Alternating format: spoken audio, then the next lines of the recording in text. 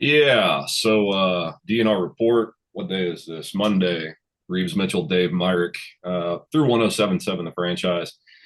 Uh, Actually, you know what? Let's not call it the DNR report because this is just going to be a baseball recap about Oklahoma and the Shriners Classic. So let's just call it the Oklahoma season opening recap, which, look, it got off to a bumpy start, Reeves. We talked to ESPN's Mike Rooney last week, and he told me about Oregon. I knew they hosted a regional last year. I knew they lost a lot.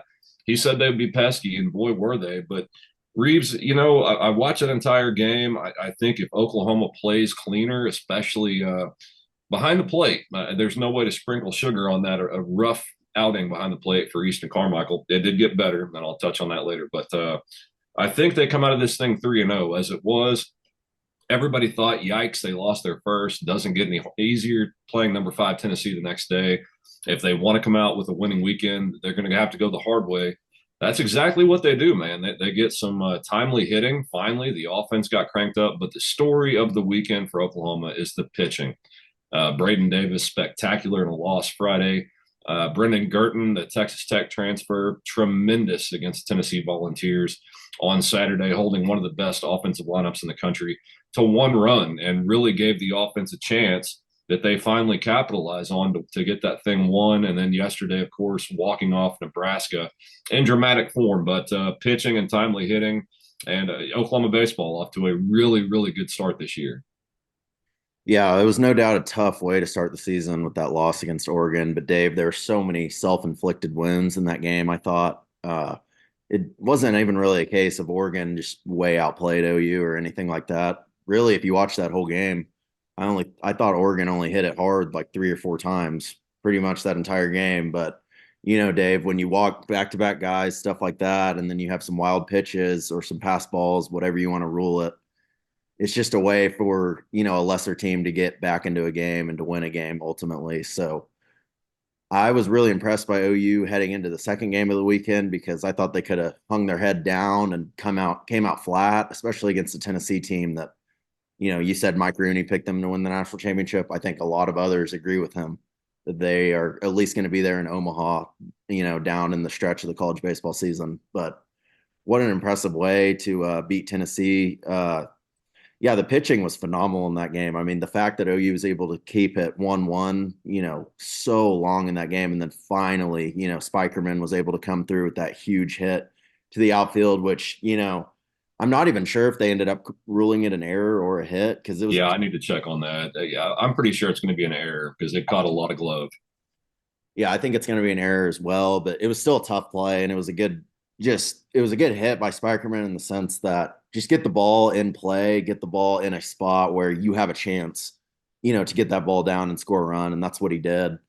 So that was a really clutch play. And then, we forward to the Nebraska game on Sunday and Jackson Willett's able to get the walk off in extras. Give Bryce Madron credit too for getting that 2-run bomb in the seventh inning to cut it to a 1-run game.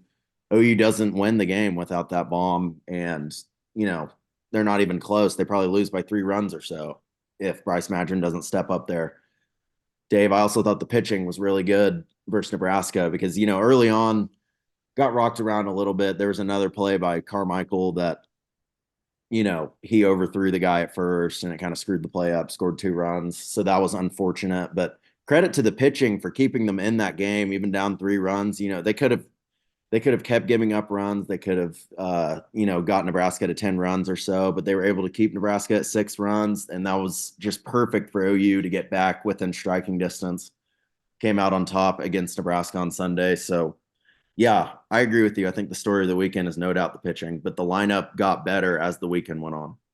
Yeah, and Reeves, if you historically look at college baseball, the offense always struggles a little bit out of the gate. And Oklahoma wasn't exactly playing scrub. I mean, Tennessee has dudes on the mound. In fact, they start their Friday night guy Saturday against Oklahoma. The Bean, who's supposed to be their big stud, they actually switched him in the rotation to face OU. So the fact that Oklahoma pitching was able to match that, I mean, that speaks pretty highly, man. We all said, I said it all off season that they had a lot more depth on the mound, and it looks like they do. I mean, you got the brothers Witherspoon come out, and both are tossing 95, 96 with nasty breaking stuff.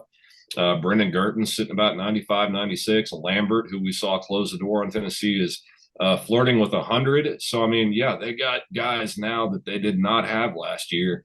And if this offense, man, if guys like Spike and Madron can start to hit a little bit, I think the newcomers like Frederick, I think we're going to see him a lot more in the DH spot, by the way, moving forward. But then Schneider, of course, the Washington transfer came through huge yesterday. Yeah, knocking in the tying run.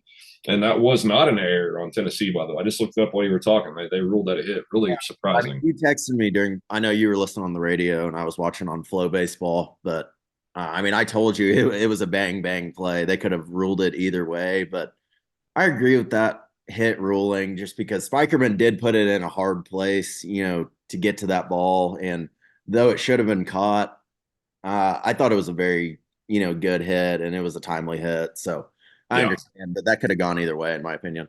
Yeah, I rewatched the game last night. One good thing about Flow, man, if you happen to miss it, you can go back and then rewatch it. They've got it saved, so it caught a lot of glove. I think that was a pretty lenient ruling. I would have Yeah. judged that an error, but neither here nor there. The newcomers at the plate were good. The newcomers pitching were good. And it's about what we thought, man. If the new guys can kind of mingle with the returning guys, all the experience that those people have from Omaha, like Jackson Nicholas, John Spikerman. Let's talk Kendall Pettis. We have not yet. Rough weekend at the plate, but dude, what he does in the outfield defensively more than makes up for it. No doubt. I mean, you have to play him out there, even if he's struggling in that lineup. Man, his defense, it seems like it makes up for it just about every game. That diving play against Tennessee, I know it was only the third inning, but it was a highly crucial spot. If that ball gets by him, Tennessee scores a couple runs, that's a completely different ball game. But Kendall Pettis, really good defensively in that outfield, makes a spectacular diving catch. I mean, Dave, I think he had two really good catches this weekend, and then of course we saw him all last year, and even in the Omaha run. We just saw how talented he is in that outfield. So yeah, it's kind of like the Carmichael thing we were talking about. He struggled behind the plate this weekend, especially defensively, but we know he's one of the better hitters on this OU roster, so he's going to have to stay in that lineup. So it's kind of like you just have to sacrifice one thing for the other with those two guys. Yeah, Pettis yesterday against Nebraska caught one at the wall, sacrificing his body to keep that a 3-run lead. It didn't seem that big at the time, but ended up being huge as Oklahoma needed every bit of that to come back and win. But I'm glad you brought up Easton because yeah, he had a tough go behind the plate. How does the kid respond? Right? It's easy to hang your head. Everybody's down on you. You're the reason the other team's winning for a couple different days. What does he do, man? He comes back and goes 3 for 4 at the dish yesterday, controls OU pitching the rest of the way out, does not have another error, is perfect behind the plate. I think that shows the maturation, man, from a true freshman he was last year to the sophomore he is this year. Really impressed with how he responded. Yeah, super impressed with that. To be honest with you, it's not too shocking. Just the baseball family he comes from, his older brother. No. He's just grown up. He's lived and breathed this game. He's played it his entire life. So he's been through adversity before, Dave, and like it's obvious he knows how to respond to it. So I'm not worried about him behind the plate. I will say, the Oregon game, there's some concerning things with the pass balls because it got up to like 6 or 7 of them that, some of them you could rule wild pitches, but others, it was definitely Easton's fault. So that's something that's got to get ironed out. But on the same point, he's just too important to this team to take out of the lineup or something like that because, like you're saying, his bat, he's one of the best hitters on this team, I would say.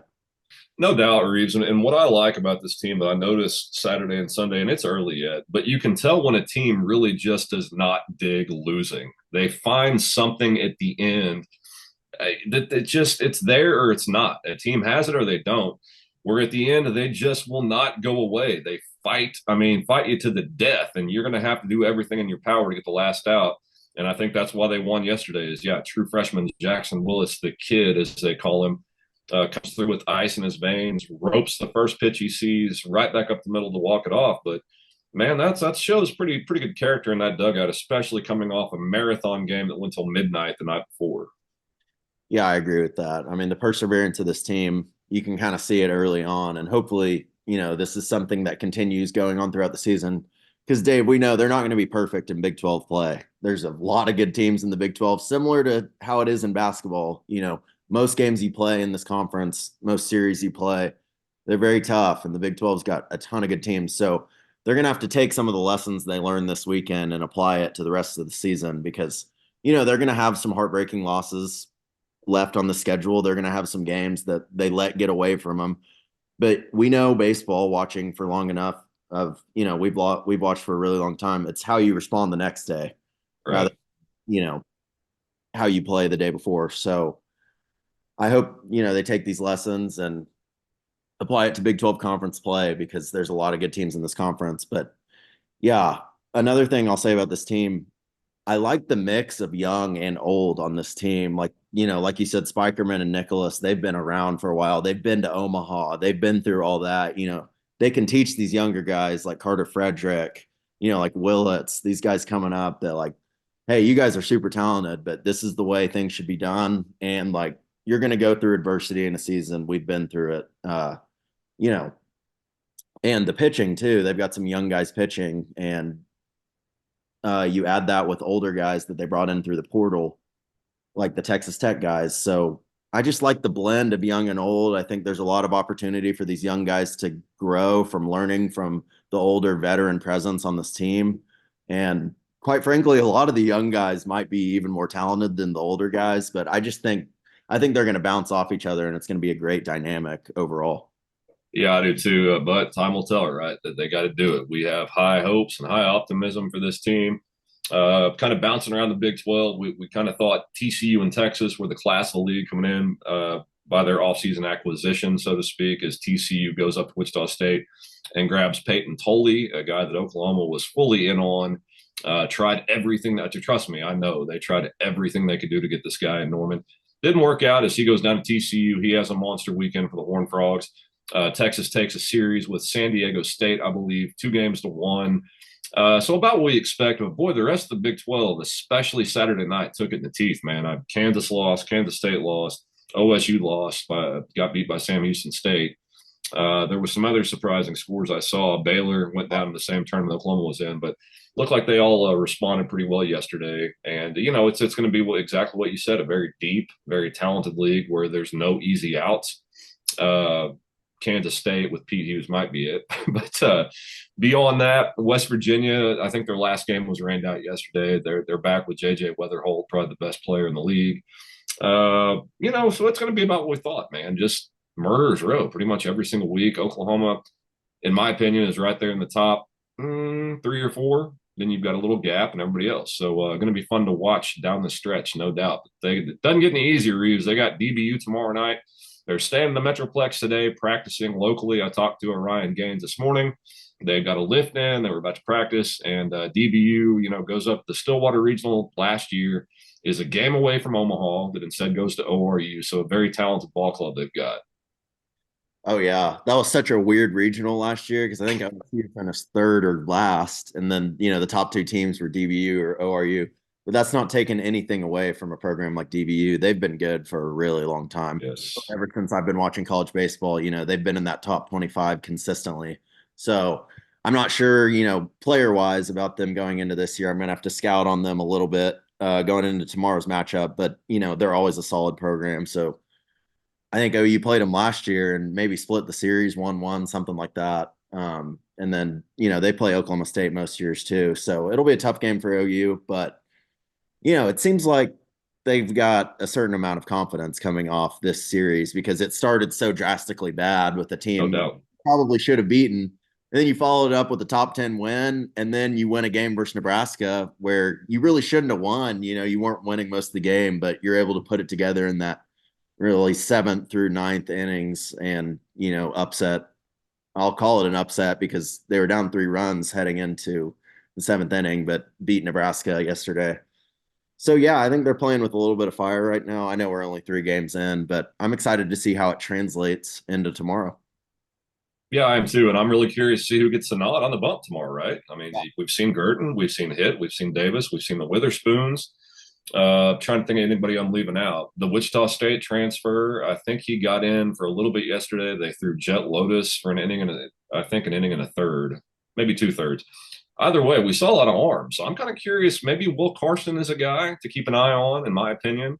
We did not see him all weekend long. He might be the guy they're saving to trot out against the Patriots tomorrow night in Fort Worth. But we'll be back to recap that, I'm sure, later on this week. But there's too much to talk about with opening weekend. We had to get on here and say something.